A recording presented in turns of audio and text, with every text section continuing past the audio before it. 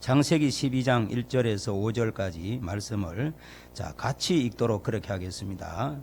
같이 12장 1절에서 5절 같이 읽습니다. 여호와께서 아브라함에게 이르시되 너는 너의 고향과 친척과 아버지의 집을 떠나 내가 네게 보여줄 땅으로 가라. 내가 너로 큰 민족을 이루고 네게 복을 주어 내 이름을 장대하게 하리니 너는 복이 될지라. 너를 축복하는 자에게는 내가 복을 내리고 너를 저주하는 자에게는 내가 저주하리니 땅의 모든 족속이 너로 말미암아 복을 얻을 것이라 하신지라. 이에 아브라함이 여호와의 말씀을 따라 갔고 롯도 그와 함께 갔으며 아브라함이 하란을 떠날 때에 75세였더라.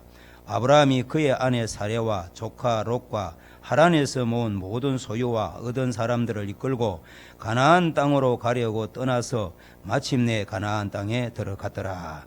아멘. 자, 말씀을 딱 집중해서 들으시기를 바랍니다. 열린 문 사람들의 특징이라는 제목으로 말씀을 나누겠습니다. 열린 문은 시작이고 기회일 뿐 결과의 보장이 아니라고 말씀드렸습니다. 열린 문은 결말을 미리 보여주지를 않습니다. 그래서 열린 문으로 들어가려고 하면 오직 믿음으로 들어가는 길밖에는 다른 길이 없습니다. 열린 문은 시작이고 기회일 뿐이지 결과가 어떤 보장이 되는 건 아니란 말입니다. 그리고 열린 문은 결말을 미리 보여주지 않습니다. 그래서 열린 문으로 들어가려고 하면 오직 믿음으로 들어가는 그 길밖에는 길이 없습니다. 여러분, 준비되었다 이런 말은 스스로 가대평가에서 나온 말일 뿐입니다. 하나님은 준비된 사람이 아니라 순종하는 자를 원합니다. 하나님은 준비된 사람이 아니라 순종하는 자를 원합니다. 성경에서 가장 위대한 열린문은 마태복음 12장 28장에 나옵니다.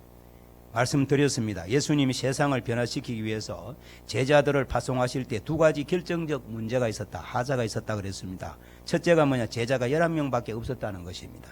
그리고 두 번째가 마태복음 28장 17절 말씀에 예수님을 배웠지만 경배하지만 아직도 의심하는 사람들이 있더라. 양의 문제도 있고 질의 문제가 있다는 말입니다.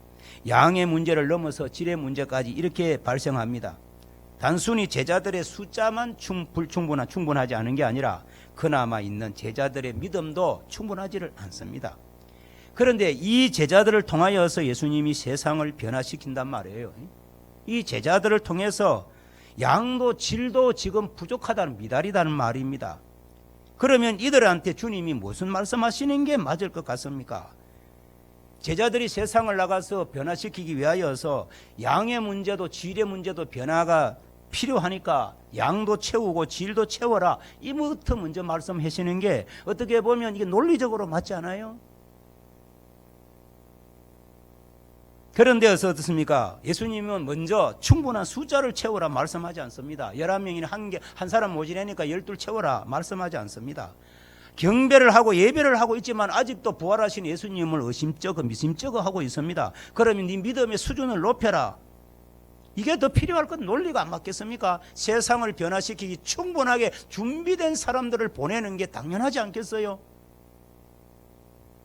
그러니까 충분한 숫자를 채우라고 말씀하지도 않고 믿음을 충분히 키워라도 아닙니다. 예수님이 하신 말씀이 뭐냐 하면 가라는 겁니다. 가라. 가면 믿음도 여러분 숫자도 순종의 길을 가면 이게 하나씩 채워지는 겁니다. 할렐루야. 가라. 예수님께서 먼저 충분한 숫자를 채우라. 그리고 믿음을 충분히 키워라. 이렇게 말씀하시는 것이 아니라 가라고 말씀하셨습니다. 믿음과 숫자는 주의 말씀에 순종하고 가면서 하나씩 채우면 됩니다. 준비가 되었든 안 되었든 덜 되었든 일단 가는 겁니다. 여러분 기억하셔야 됩니다. 절대 잊어버리면 안 됩니다. 절대 잊어버리면 안 됩니다. 예수님은 너는 이제 준비가 되었으니까 이제 가거라 아니라 가라는 말씀이 아니죠. 내가 함께 갈 테니까 가라는 겁니다. 너희가 완전하게 준비되었으니까 가라 이렇게 말씀하지 않습니다. 언제 준비합니까? 언제쯤 되면 완전하게 준비되겠습니까? 내일 하겠습니다. 모레 하겠습니다. 절대 못합니다. 그건 안 하겠다는 말입니다. 결국은 안 하겠다는 말입니다. 여러분 준비되었든 안 되었든 가면 되는 것입니다. 예수님은 너 이제 준비되었으니까 가라 그런 게 아니라 내가 너하고 함께 갈 테니까 가라. 그렇게 말씀하는 겁니다. 주님이 함께 가니까 가면 주님이 다 열어주신다는 겁니다. 해결해 주신다는 겁니다. 그래서 열린 문 사람의 첫 번째 특징은 100% 준비되어서도 준비가 되지 않아서도 망설이거나 멈추거나 중단하지 않는다는 거예요. 열린 문을 가진 사람, 그 믿음의 길을 가는 사람은 뭡니까? 그 특징이 뭐냐? 100% 준비가 되지 않아서도 망설이지 않는다는 겁니다. 두려워하지 않는다는 겁니다. 주저하지 않는다는 겁니다. 내가 다 준비해가 하겠습니다. 여러분요, 이 피아노, 여러분 이게 악기들 기악이라든지 뭐 들어간지 내가 좀 다 해가 하겠습니다. 언제 다 합니까? 자기가 원하는 그 수준은 어느 정도 수준을 요구합니까?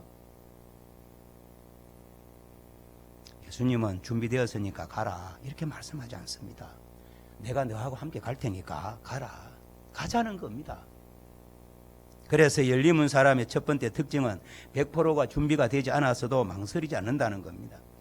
그리고 열린 문의 가장 큰 문제점 중에 하나가 뚜렷하게 식별되지 않을 때가 많다는 겁니다. 뭔가 미래가 확실하게 확 와닿는 게 없다, 보여지지 않는다는 말입니다. 하나님의 부르심에는 언제나 분명하지를 않습니다.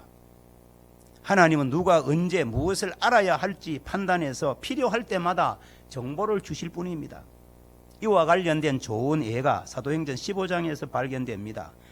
당시의 교회는 이방인들을 받아들이는 것이 하나님의 뜻인지 아닌지 판단해야만 했습니다. 그래서 많은 기도 끝에 고심 끝에 교회의 영적 지도자들이 내린 결정이 15장 28절 말씀에 나옵니다. 성령과 우리는 이렇게 하는 것이 옳은 줄 알았노니, 옳은 줄 알았노니, 원문을 보면 옳은 줄 알았노니라는 것은 옳은 것 같았다 하는 뜻입니다. 자, 이방인을 받아들일 것이냐 말할 것이냐에 대한 이 문제, 인류 전체에 밀리가 걸려 있는데 하나 추측으로 판단을 했다는 말입니다. 옳은 것 같았다. 이방인을 받아들이는 게 마땅하다 이게 아니라 받아들여도 좋은 것 같다. 옳은 것 같다. 하나님이 그 당시의 교회 이방인들 문제로 고민하고 있는 지도자들을 향하여서 이제 이방인 지도자들을, 지원자들을 받아라 이렇게 대문짝만한 플래카드를 거실 수도 있었습니다. 그러나 당시에 하나님은 교회 지도자들에게 하나님의 뜻을 분명하게 밝히지 않으셨습니다. 그것은 당시 교회의 리더들에게 정확한 지시를 내리는 것보다는 교회의 그 당시에 리더들이 고민하고 토론하고 논쟁하게 놔두는 것이 그 교회의 리더들이 성장에 더 유익하다는 것을 하나님이 너무나 잘 아시기 때문에 답을 딱 주는 것보다 답을 풀기 위하여서 같이 고민하고 걱정하고 염려하고 하는 것이 그들에게 더 유익하다는 것을 아시기 때문에 그렇게 두시는 것입니다. 그래서 그들도 그 당시에 종교 지도자들도 분명한 답을 요구하지를 않았습니다. 분명하게 가라 말아라 이게 분명하지를 않습니다. 가는 게 옳은 것 같아 이 정도입니다. 추측 정도입니다. 가는 게 잘 될 것 같다 이 정도입니다. 그런데 당시의 종교의 지도자들은 뭐냐? 정확히 알지는 못하지만은 기꺼이 순종하겠다고 하는 마음이 되어져 있는 사람입니다. 분명한 거는 모르겠지만은 무슨 일이든지 순종하겠습니다. 아멘 하겠습니다. 이렇게는 되어져 있었다는 말입니다. 이러니까 쓰임 받는 겁니다. 뭔가 확실해서가 아니란 말입니다. 정확히는 모르지만 기꺼이 순종할 줄 아는 사람들, 그게 1세기 교회의 종교 지도자들이었습니다. 그러니까 역사가 일어날 수밖에 없는 것입니다. 하나님은 인류와 처음 상호작용하실 때부터 필요할 때 필요한 정보를 주셨습니다. 예나 지금이나 모호함과 불확실성은 하나님과 인류의 스토리에서 절대 빠지지 않는 요소입니다. 창세기 1장부터 11장까지는 창조와 타락, 심판이라고 하는 거대한 주제를 다루고 있습니다. 그런데 창세기 12장에 이르러서는 갑자기 초점이 점 하나로 좁혀집니다. 하나님은 평범한 한 소시민에게 다가오십니다. 참 하나님은 한 평범한 소시민에게 다가오십니다. 거대한 무대 위의 왕이 아니라 지극히 평범한 한 소시민. 성경은 그 사람을 데라라는 사람으로 이야기합니다. 데라라고 하는 사람이 갈대아 우르에서 살았습니다. 그런데 어느 날 갑자기 이사를 합니다. 이사 잘 가야 됩니다. 1000번 만번 이야기해도 교회 앞으로 이사 오면 하나님이 잘 되게 합니다. 내 신앙의 근거를 여기에 두려고 하기 때문에 하나님은 그 사람에게 계속해서 여러분 물질적인 부요가 넘쳐나게 해줍니다. 교회 가까이 와서 복받은 분들 많습니다. 그래서 많은 복받는 분들은 교회 가까이 이사를 일부러 옵니다. 교회와 멀어지는 것은 영적으로 멀어질 수도 있습니다. 먼 곳에 있다가 교회 가까워 오니까 하나님께서 재물의 복을 재정이 넘치도록 해주시는 복을 부어주시는 겁니다. 복을 받고도 모른다면 참 안타까운 일이죠. 여러분, 성경에 데라라고 하는 사람이 갈대아 우르에서 살았습니다. 그런데 어느 날 이 사람, 이 양반 이사 갑니다. 자식 없는 아브라함과 사례를 포함해서 온 가족을 이끌고 길을 나섭니다. 창세기 11장 31절에서 32절에 있는 말씀입니다. 11장 창세기 11장 31절, 데라가 그 아들 아브라함과 하란의 아들인 그의 손자 롯과 그의 며느리 아브라함의 아내 사례를 데리고 갈대아인의 우르를 떠나 가나안 땅으로 가고자 하더니 하란에 이르러 거기서 거류하였으며 데라는 나이가 205세가 되어 하란에서 죽었다. 이렇게 말씀합니다. 데라라는 사람이 갈대아 우르에서 살았습니다. 어느 날 이사합니다. 자식 없는 아브라함 사례 포함해 가족 이끌고 길을 나서죠. 하란에 거류하는 중에 205세의 데라가 죽습니다. 그리고 스토리는 계속됩니다. 본문이죠. 이 스토리에서 하나님은 아브라함이라는 사람에게 가라라고 말씀하십니다. 가라. 창세기 12장에 나오는 말씀이죠. 여호와께서 아브라함에게 이르시되 너는 너의 고향과 친척과 아버지의 집을 떠나 내가 네게 보여줄 땅으로 가라. 본문입니다. 이 스토리에서 하나님은 가라고 말씀하면 준비되었으니까 가라, 완벽하니까 가라 아닙니다. 확실한 거 보여주면서 가라는 게 아닙니다. 가라고 말씀은, 여러분, 이 가라는 두 부분으로 나누어집니다. 하나님의 가라는 언제나 두 부분으로 이루어집니다. 가기 위하여서는 있는 곳에서 떠나야 됩니다. 떠나는 것과 가는 것입니다. 하나님은 이렇게 말씀을 하십니다. 너의 고향 곧 내가 네게 익숙한 땅을 떠나라. 네 친척 곧 네게 영향을 끼친 문화를 떠나라. 네 아버지 집을 떠나라는 것입니다. 하나님 아브라함의 가족에게 오셨을 당시에 우르라는 도시는 세계 최대 도시 중 가운데 하나였습니다. 기원전 2000년 즈음에 우르는 비할 데 없이 큰 도시였습니다. 지중해 지형에서 막대한 재물을 싣고 고대 메소포타미아 지역으로 이동하는 상인들은 모두 우르를 통과해야만 했습니다. 우르는 거대한 부와 무역, 지식, 기술의 집합소였습니다. 지식을 가지고 있으신 분들 아시잖아요. 문명을 대동시킨 첫 법률 문서도 우르라는 곳에서 탄생했습니다. 그러니까 우르는 정말이지 여러분 떠나기 힘든 땅이었습니다. 그런데 하나님은 아브라함에게 우르를 떠나 내가 네게 보여줄 땅으로 가라고 말씀하십니다. 어떠십니까? 너무나 막연한 명령이지 않습니까? 그런데 어떻습니까? 열린 문 사람들의 특징은, 열린 문의 마음을 가진 사람들의 특징은 모함과 위험 앞에 망설이지 않는다, 두려워하지 않는다는 겁니다. 겁먹지 않습니다. 망설이지 않습니다. 모호하다고 불확실하다고, 아니야 나는 주님이 가라고 하셨으니까 가면 주님이 함께 하셔서 모든 거 해결해 주실 것을 믿는 것이 열린 문 안으로 들어가는 사람들의 믿음의 삶의 양식입니다. 열린 문 사람들의 특징은 모호함과 위험 앞에 두려움이 없습니다. 양설임이 없습니다. 주저함이 없습니다. 여러분, 막연함을 좋아하지 않더라도 최소한 그런 것 때문에 발걸음을 못 떼지는 않습니다. 내가 네게 보여줄 땅은 결과적으로 가나안이었습니다.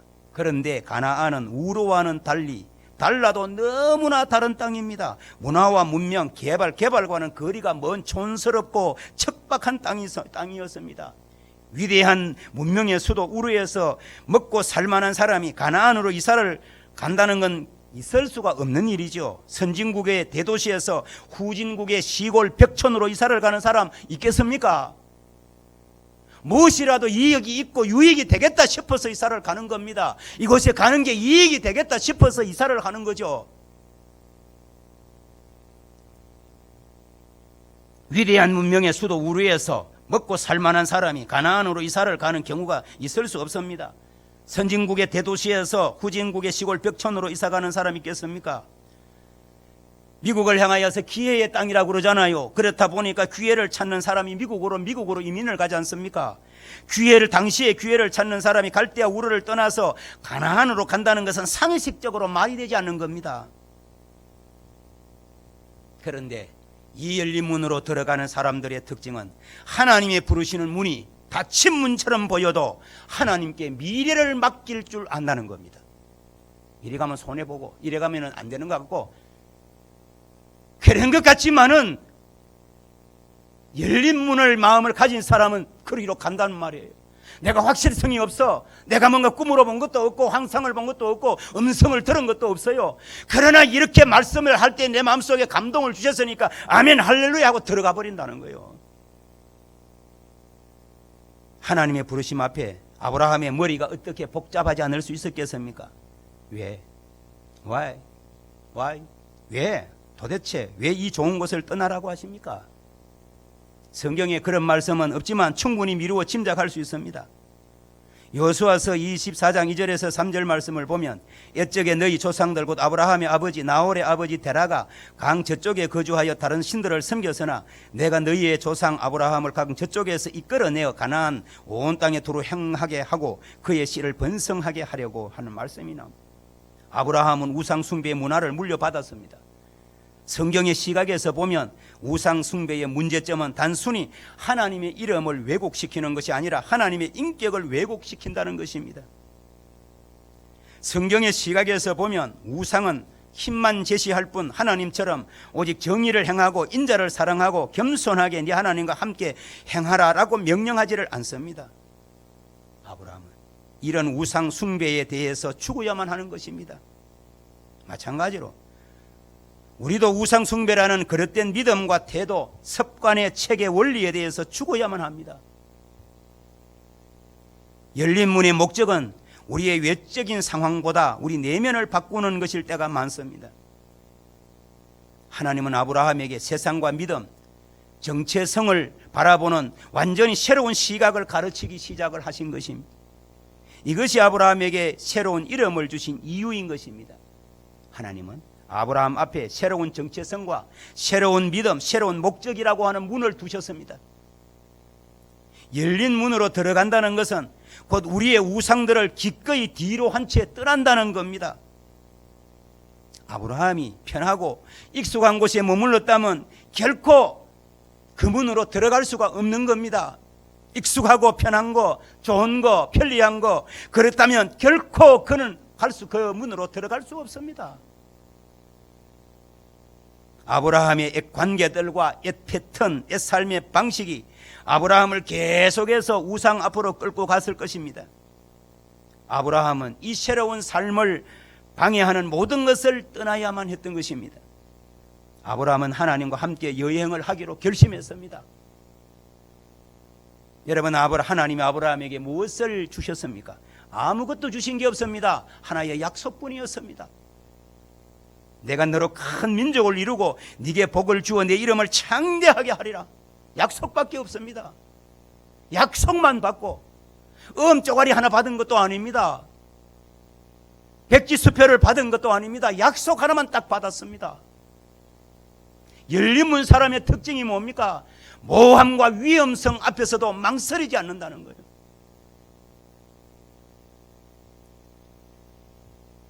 여러분, 내가 너로 큰 민족을 이루고 네게 복을 주어 네 이름을 창대하게 하리라.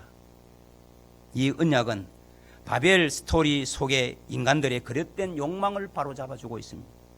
창세기 11장 4절에 보면 바벨탑 사건에 등장하는 인물들 우리 이름을 지면에 내고 눈부신 성과를 거두어서 우리의 이름을 더 높이자고 그래서 바벨탑을 쌓았습니다. 그런데 열린 문에 하나님은 우리에게 스스로 이름을 높이려고 하는 헛수고를 그만두라고 말씀합니다. 네가 네 이름 높이려고 하지 마라. 내가 네 이름을 높여주겠다. 내가 너의 이름을 높여주겠다는 것입니다. 여러분, 우리는 명성을 날리겠다는 헛된 꿈의 일생을 허비하지만 하나님은 내가 세상 속에서 놀라운 일을 행하여 너 스스로 얻을 수 없는 것을 주겠다라고 말씀하는 것입니다. 내가 무언가를 이루겠다고 하는데 그런 헛된 꿈을 그 낭비하는 인생 살지 마라.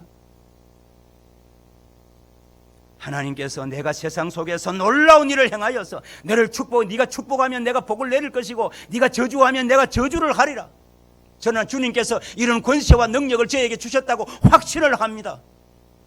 네가 축복하면 네가 축복하는 대로 될 것이고 네가 저주하면 네가 저주한 대로 이루어질 것이다.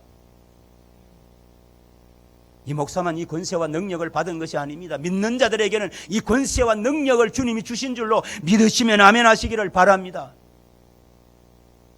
여러분, 내 이름 명성 날리겠다는 헛된 꿈에 일생을 허비하지 말고 내가 세상 속에서 놀라운 일을 행하여서 너 스스로 얻을 수 없는 것을 주겠다고 하신 그 말씀, 그 하나님 아버지. 여러분, 열린 문 마음을 가진 사람의 특징이 무엇이냐 하면 내 이름을 하나님께 맡길 줄 압니다. 내 미래를 하나님 앞에 맡기는 것입니다. 사랑하는 오후 예배에 출석한 성도 여러분, 무슨 일을 하든지 간에 여러분, 열린 문 사람들의 특징이 무엇이냐? 100% 준비되지 않았어도 기꺼이 순종할 줄 아는 사람. 100% 준비들 다 되지도 않았어. 그러나 순종할 줄 아는 사람들. 그리고 떠나라고 할 때 무언가 명확하고 확실하진 않지만 그 말씀에 저는 그대로 순종하겠습니다. 열린 문 사람의 특징은 모함과 위험 앞에 두려움이 없다는 것.